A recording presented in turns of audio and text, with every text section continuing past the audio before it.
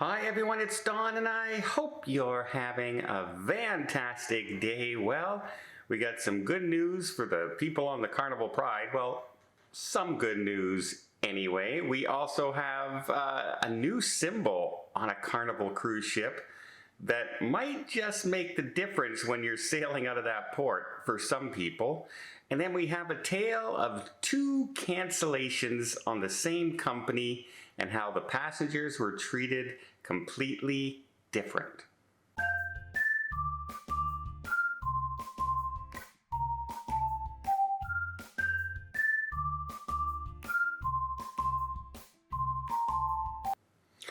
Well, good news for the Carnival Pride. She's finally left Germany. I guess the engineers have somewhat fixed the issue, fixed the problem, and it's left and finally en route. Now, its next stop after today was supposed to be Kirkwall, way up north. It's not even heading in that direction. It looks like it's heading back to Dover, which means it's going to either pick up some passengers there, let passengers off, and then continue on an adjusted itinerary. Remember, they did offer refunds and things like that to the people who decided to remain on board even though they were stuck in a cargo terminal area, like a ship hold as opposed to a cruise terminal passenger, and they weren't allowed to get off the ship at the time while repairs were going on. But at least it's on its way. It does, like I said, it's not heading to Kirkwall right now for sure. It's heading in the complete opposite direction. So I'm thinking it's going to Dover, and we'll readjust its schedule from there and maybe get 1 or 2 or 3 ports in out of the scheduled 6 that it was originally supposed to go to. I'm guessing it won't be going to ones too far away from Dover, and hopefully the propulsion issues on the ship is completely fixed, because we don't want to hear any more issues about breaking down or missing ports in the future, because it's still not running at full speed. Next, we have the float out of the brand new Carnival Jubilee. Yeah, she finally floated out, and she is huge. She's like the Mardi Gras, and it had something on the front of the ship that a lot of people were kind of caught off guard, and we weren't really expecting, and that is the bright star, the Lone Star State Star of Texas, right on the front of the ship in full prominence. And that's to, say that, hey, our home port, our attachment is Galveston, Texas. It's Texas. So they put the Lone Star on the front of the ship.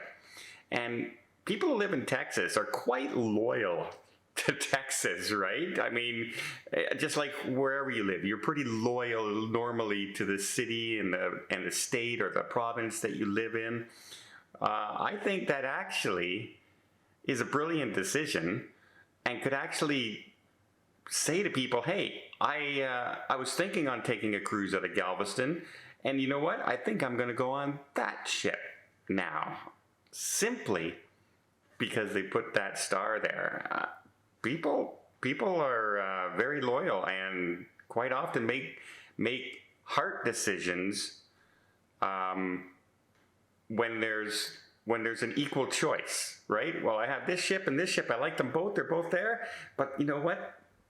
That one says Lone Star Texas thing on it. Star. It's got the symbol. I'm going on that one. It's as simple as that. I think that's a pretty brilliant move by Carnival, to be honest. So yeah, but the good news is also the ship was float out. It'll be getting some finishing touches and then doing the sea trials, and then another of those huge Mardi Gras type ships out sailing the ocean. We also have a tale of the same cruise line canceling 2 different cruises for 2 different reasons and treating their passengers completely different. But before I get there, let me just invite you to hit that subscribe button if you want to keep up to date with everything going on in cruising, from new ships coming online to ships that have broken down and the issues they are, to problems getting to your cruise port because of strikes or airlines or anything like that. We'll cover it all here on the channel to hopefully make your cruise just a little bit easier and maybe a lot less frustrating in some cases. And I hope you'll join us. It doesn't cost anything, but when you hit that subscribe button, it really does help the channel out. Okay, we've had two TUI cruises, ships owned by TUI, canceled in the last year. If you remember one story where one cruise was halfway through its cruise and they had food issues. They say there was something wrong with the food distribution system on the ship, and they ended up canceling the cruise and flying people back home to Britain. And it was all the way on the other side of the world. So they did that, and when they did that, they said they're going to refund the passengers, but only for the days they weren't on the ship. So roughly half of the cruise, they were prorating the refund.